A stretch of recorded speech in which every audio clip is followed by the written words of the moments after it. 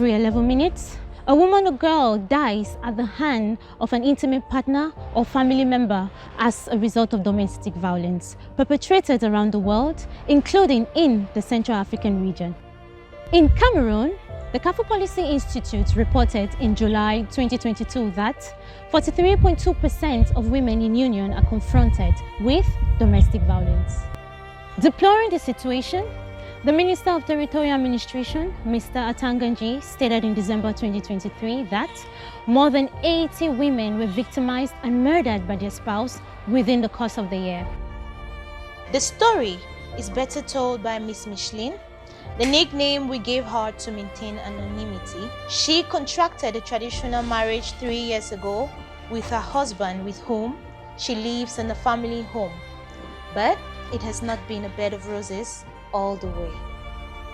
I live with a man for almost 6 years now. Our problem started about 4 years ago when he lost his job. Whenever I sell at the close of the day, he will come and ask me for the money I've sold for the day.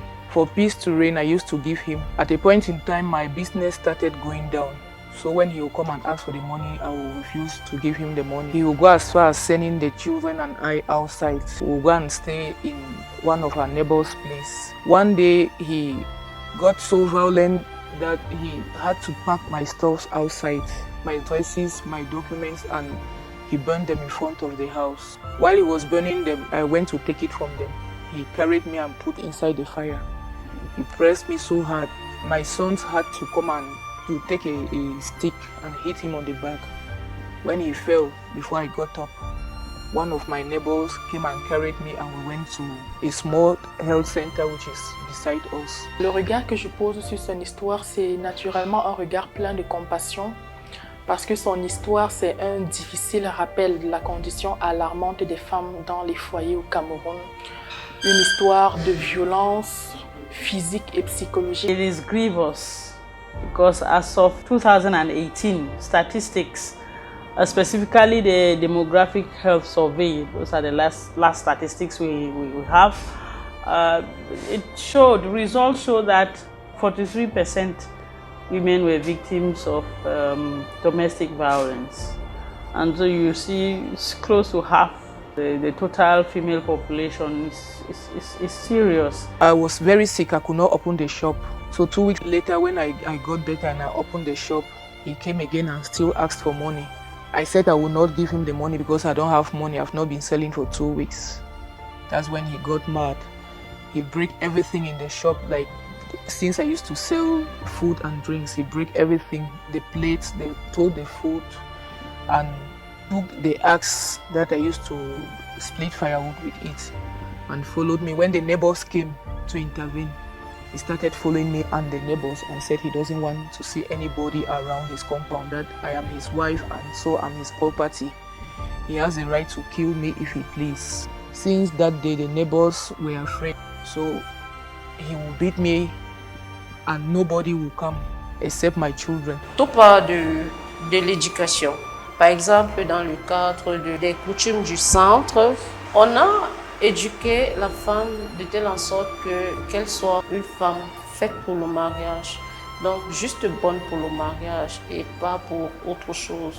Du coup, lorsqu'une femme voulait montrer qu'elle pouvait faire autre chose que prendre soin de son mari et de ses enfants, la violence intervenait toujours. De manière générale, les personnes qui sont victimes de violences conjugales subissent en fait une interprétation malsaine déjà des Saintes Écritures qui parle d'une soumission de la femme. Alors, qu'est-ce que la société met dans le mot soumission? Alors, la soumission de la femme de manière générale, c'est accepter tout acte de violence, c'est ne pas avoir la parole lorsque l'homme ne te la donne pas, c'est supporter l'adultère de l'homme et rester fidèle.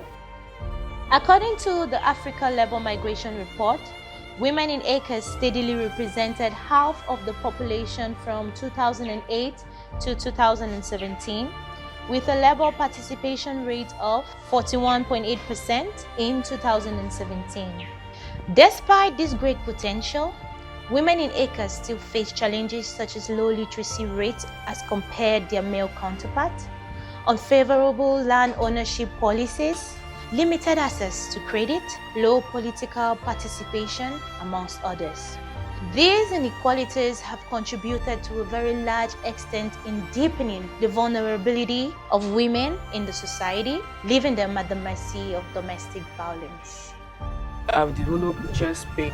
I can't lift something which is heavy. I can't pull water from the well because of my chest. Because when he beats me, he focuses more on my chest, and I can't use my left hand as I used to do before because I had a sprain on my hand. I feel depressed all the time. I feel reduced. I don't associate with people in the neighborhood anymore because I've been embarrassed for almost 4 years now. Almost everybody in the neighborhood has seen my nakedness. If I want to look at the physical injury that the lady is probably exposed to, injury related to, what we could basically see from bruises, and then the beating being around her abdominal region and up to the thoracic region, she's also at risk of bleeding internally. And sometimes the bleeding will be so minute, it could be a gradual process that they may not notice at onset, but later along the line, she might just suddenly collapse because she probably has been accumulating a lot of blood inside. It's about taking control. So if someone has control over you, there's little you can say and little you can do to change that. After a certain period of time, you could potentially develop post-traumatic stress disorder, which is basically characterized by flashbacks, having nightmares, basically just reliving the experience of your abuser, the violence that had such an impact on you that you become somehow meek and you're incapable of probably taking care of yourself or taking care of your family, integrating well in society, and you don't have a social life. I don't have fun with him anymore. I don't relate to him. I'm scared of him. I've developed some anger and hatred for him. And I discuss about that with my friends. They just try to comfort me and tell me that one day everything is going to be all right by the grace of God. My last daughter she's not like how she used to be before. She's no more free. She doesn't play like a child of her age. She's always sitting at a corner of the house, especially when he's around, because they're afraid of him. Nobody knows when he will get angry. Nobody knows his next reaction. He can be fine now and in the next 15 minutes, he will just bring a problem, especially when he's grown. Ce qui se passe de manière générale, c'est que naturellement, les enfants vont grandir dans un environnement de violence où ils n'auront pas confiance ni à leur père qui bat sur leur mère et donc qui est susceptible de battre sur eux, ni en leur mère qui considère comme étant une personne très faible et donc qui n'est pas susceptible de leur apporter l'aide dont ils ont besoin en cas de danger. De manière générale, les enfants victimes de violences au sein de leur famille partent à l'extérieur dans les amitiés et autres pour chercher la sécurité et malheureusement, certains tombent sur des mauvaises compagnies. Les enfants beaucoup plus deviennent bourreaux à la fin parce qu'ils ont vécu dans cet environnement de violence et en grandissant, ils n'ont que la violence à donner à leurs proches. Du coup, ça fait un cycle infernal qu'on ne peut pas briser aussi facilement. Lorsqu'on prend en charge la maman sur le plan psychologique, également penser aux enfants. It got to a point that his father had to come here and ask us to follow him to the chief of the village. We went there and the chief of the village asked me, he gave me a small note and asked me to take him to the police station. So I came back to the house to pick up some few things that the chief of the village told me that they would need in the police station. He got me well beaten and told me that any day that I will involve any of my family member or the police, he will make sure he will look for me or the children wherever they are and he will slice them as small as arrow. Ça fait au moins 5 à 10 ans que les associations féminines au Cameroun revendiquent la mise sur pied d'un code de la femme et de la famille. Parce que jusqu'ici, les violences basées sur le genre dépendent du code civil, dépendent du code pénal.